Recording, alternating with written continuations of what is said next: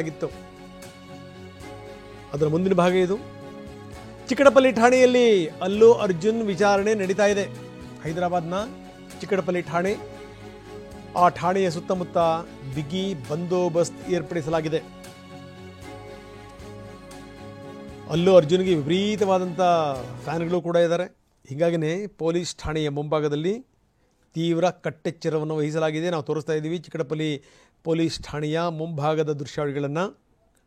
ಹೈದರಾಬಾದ್ನ ಚಿಕ್ಕಡಪಲ್ಲಿ ಠಾಣೆ, ಅಲ್ಲಿ ಈ ವಿಪರೀತ ಪ್ರಮಾಣದಲ್ಲಿ ಪೊಲೀಸರನ್ನು ನಿಯೋಜಿಸಲಾಗಿದೆ. ಆ ಕಡೆ ಭಾಗದಲ್ಲಿ ಯಾವುದೇ ವೆಹಿಕಲ್ಗಳು ಕೂಡ ಸಂಚಾರ ಮಾಡ್ತಾ ಇಲ್ಲ.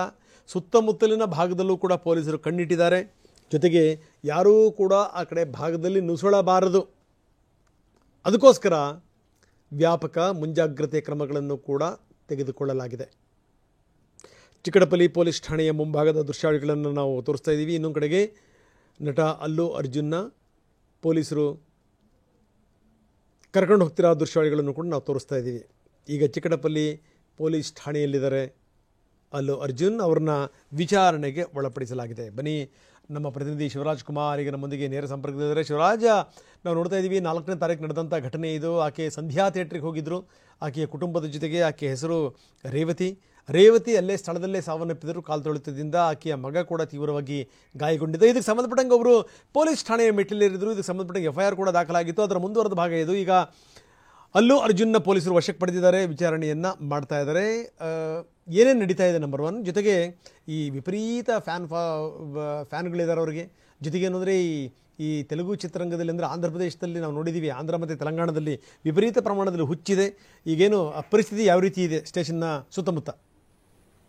ರಂಗನಾಥ್, ಖಂಡಿತವಾಗ್ಲೂ ಪುಷ್ಪ 2 ಸಿನಿಮಾ ಸಕ್ಸಸ್ನ ಗುಂಗ್ನಲ್ಲಿದ್ದ ಅಲ್ಲು ಅರ್ಜುನ್ಗೆ ಇವತ್ತು ಮಟ್ಟಿಗೆ ಒಂದು ಶಾಕ್ ಅಂತ ಹೇಳ್ಬೋದು. ಯಾಕಂದರೆ ಒಂದು ಅಭಿಮಾನಿಯೊಬ್ಬರು ಕಾಲ್ತುಳಿತದಿಂದ ಸಾವನ್ನಪ್ಪಿರ್ತಾರೆ. ಆ ಒಂದು ಪ್ರಕರಣಕ್ಕೆ ಸಂಬಂಧಪಟ್ಟಂತೆ ಈಗಾಗಲೇ ಚಿಕ್ಕಡಪಲ್ಲಿ ಪೊಲೀಸರು ವಿಚಾರಣೆಗೆ ಅಲ್ಲು ಅರ್ಜುನ್ನ ಕರೆದೊಯ್ದಿದ್ದಾರೆ. ಅಲ್ಲಿ ಒಂದಷ್ಟು ವಿಚಾರಣೆಗೆ ಒಳಪಡಿಸಿದ್ದಾರೆ. ಪ್ರಮುಖವಾಗಿ ಈ ಸಿನಿಮಾ ಡಿಸೆಂಬರ್ 4ನೇ ತಾರೀಕು ಫ್ರೀ ರಿಲೀಸ್ ಸಂದರ್ಭದಲ್ಲಿ ಅಲ್ಲಿ ಫ್ಯಾನ್ಸು ಸಂಧ್ಯಾ ಥಿಯೇಟ್ರಿಗೆ ತುಂಬ ಅಭಿಮಾನಿಗಳು ಬಂದಿರ್ತಾರೆ. ಆ ಒಂದು ಸಂದರ್ಭದಲ್ಲಿ ಕಾಲ್ತುಳಿತದಲ್ಲಿ ಒಬ್ಬರು ಮೃತಪಟ್ಟಿರ್ತಾರೆ. ಆ ಒಂದು ಕಾರಣಕ್ಕೆ ಒಬ್ಬರು ದೂರನ್ನು ದಾಖಲಿಸ್ತಾರೆ. ಆ ಒಂದು ಮೇರೆಗೆ ಇವತ್ತು ಅಲ್ಲು ಅರ್ಜುನ್ನ ವಿಚಾರಣೆಗೆ ಒಳಪಡಿಸಿದ್ದಾರೆ.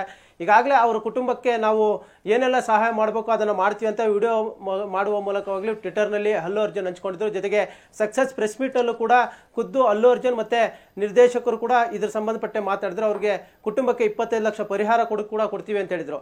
ಆದರೆ ಅದೆಲ್ಲ ಹೊರತಾಗಿ ಫ್ಯಾನ್ಸ್ ಅಂದರೆ ಇಂಥ ಸಿನಿಮಾಗಳು ಬಂದಂಥ ಸಂದರ್ಭದಲ್ಲಿ ಹೆಚ್ಚು ಶೋಗಳನ್ನು ಹಾಕ್ತಾರೆ, ರಾತ್ರಿ ಪಾಳ್ಯದಲ್ಲೂ ಕೂಡ ಶೋಗಳಾಗ್ತಾರೆ. ಇದರಿಂದ ಇಂತಹ ಘಟನೆಗಳು ನಡೆಯುತ್ತೆ ಅಂತ ಒಂದು ದೂರನ್ನು ದಾಖಲಿಸಿದ್ರು. ಆ ಒಂದು ಪ್ರಕರಣದ ಮೇರೆಗೆ ಯಾರು ಸಾವನ್ನಪ್ಪಿದ್ರು ಆ ಒಂದು ಪ್ರಕರಣದ ಮೇರೆಗೆ ಈಗ ಅಲ್ಲು ಅರ್ಜುನ್ನ ಈಗಾಗಲೇ ಚಿಕ್ಕಡಪಲ್ಲಿ ಪೊಲೀಸರು ವಿಚಾರಣೆಗೆ ಕರೆದೊಯ್ದಿದ್ದಾರೆ. ಮುಂದಿನ ದಿನಗಳಲ್ಲಿ ಈ ಒಂದು ಯಾವ ರೀತಿ ತಿರುವು ಪಡೆದುಕೊಳ್ಳೋದು ಕೂಡ ಒಂದು ಕುತೂಹಲ ಮೂಡಿಸಿರುವಂಥದ್ದು. ಈಗಾಗಲೇ ಇದು ಸಂಬಂಧ ಅಲ್ಲು ಅರ್ಜುನ್ ಕೂಡ ಹೈಕೋರ್ಟ್ ಮೆಟ್ಟಿಲೇರಿದ್ದಾರೆ.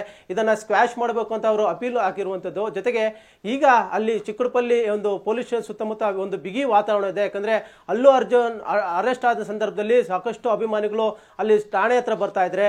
ಮುಂದೆ ಏನಾಗುತ್ತೋ ಅಲ್ಲು ಅರ್ಜುನ್ ವಶಕ್ಕೆ ಪಡಿತಾರೋ ಅನ್ನೋ ಆತಂಕ ಕೂಡ ಅಭಿಮಾನಿಗಳು ಸಹಜವಾಗಿ ಇದ್ದೇ ಇದೆ. ಆ ಒಂದು ಕಾರಣಕ್ಕೆ ಹೆಚ್ಚಿನ ಸಂಖ್ಯೆಯಲ್ಲಿ ಅಭಿಮಾನಿಗಳು ಕೂಡ ಜಮಾಯಿಸ್ತಾ ಇದ್ದಾರೆ. ಅದನ್ನು ನಿಯಂತ್ರಣ ಮಾಡೋಕ್ಕೆ ಪೊಲೀಸರು ಕೂಡ ಸಾಕಷ್ಟು ಹರಸಾಹಸ ಪಡ್ತಾ ಇದ್ದಾರೆ. ಒಟ್ಟಿನಲ್ಲಿ ಈ ಒಂದು ಪ್ರಕರಣ ಇದೆ. ಮುಂದಿನ ದಿನಗಳಲ್ಲಿ ಯಾವ ರೀತಿ ತಿರುವು ಪಡೆದುಕೊಳ್ಳುತ್ತೆ ಅನ್ನೋದು ಕುತೂಹಲ ಮೂಡಿಸಿರುವಂಥದ್ದು. ನೀವು ಹೇಳಿದಾಗೆ ಆಂಧ್ರ ಮತ್ತು ತೆಲಂಗಾಣದಲ್ಲಿ ಈ ಒಂದು ಸಿನಿಮಾ ಕ್ರೇಜ್ ಏನಿದೆ ಸಿಕ್ಕಾಪಟ್ಟೆ ಜೋರಾಗುತ್ತೆ. ಅದರಲ್ಲೂ ಪುಷ್ಪ 2 ರಿಲೀಸ್ಗೂ ಮುನ್ನವೇ ಸಾಕಷ್ಟು ಹೈಪ್ ಕ್ರಿಯೇಟ್ ಮಾಡಿತ್ತು. ಪುಷ್ಪ 1 ಸಕ್ಸಸ್ ನಂತರ ಈ ಒಂದು ಪುಷ್ಪ 2 ಏನಿದೆ ಇಡೀ ವರ್ಲ್ಡ್ ವೈಡ್ ಸಾಕಷ್ಟು ಹೈಪ್ ಕ್ರಿಯೇಟ್ ಮಾಡುತ್ತೋ. ಆ ಒಂದು ನಿಟ್ಟಿನಲ್ಲಿ ಪುಷ್ಪ 2 ಏನಿದೆ ಈ ಒಂದು ಡಿಸೆಂಬರ್ 5ಕ್ಕೆ ರಿಲೀಸ್ ಆಗ್ತಿತ್ತು. ಅದಕ್ಕೂ ಮುನ್ನ ಡಿಸೆಂಬರ್ 4ರಂದೇ ಒಂದು ಪ್ರೀ ಶೋ ರಿಲೀಸನ್ನು ಕೂಡ ಏರ್ಪಡಿಸಲಾಗಿತ್ತು. ಆ ಒಂದು ಸಂದರ್ಭದಲ್ಲಿ ಹೆಚ್ಚಿನ ಸಂಖ್ಯೆಯಲ್ಲಿ ಅಭಿಮಾನಿಗಳು ಅವತ್ತೇ ಸಿನಿಮಾ ನೋಡಬೇಕು ಅಂತ ಆ ಒಂದು ಥಿಯೇಟ್ರಿಗೆ ಬಂದಿದ್ದರು. ಅಂಥ ಸಂದರ್ಭದಲ್ಲಿ ಕಾಲ್ತುಳಕ್ಕೆ ಒಳಗಾಗಿ ಒಬ್ಬರು ಮೃತಪಟ್ಟಿದ್ರು. ಆ ಒಂದು ಮೇರೆಗೆ ಇದೇ ರೀತಿಯಾಗಿ ಸಿನಿಮಾಗಳು ಬಂದಂಥ ಸಂದರ್ಭದಲ್ಲಿ ಸ್ವಲ್ಪ ಥಿಯೇಟರ್ ಇರ್ಬೋದು, ಪದೇ ರಾತ್ರಿ ಪಾಳ್ಯದಲ್ಲೂ ಕೂಡ ಈ ಒಂದು ಶೋಗಳನ್ನು ಏರ್ಪಾಡು ಮಾಡ್ಬೋದು ಅಂತ ಒಂದು ದೂರನ್ನು ದಾಖಲಿಸಿದ್ರು. ಆ ಒಂದು ಮೇರೆಗೆ ಇವತ್ತು ಅಲ್ಲು ಅರ್ಜುನ್ನ ವಿಚಾರಣೆಗೆ ಒಳಪಡಿಸಿರುವಂಥದ್ದು.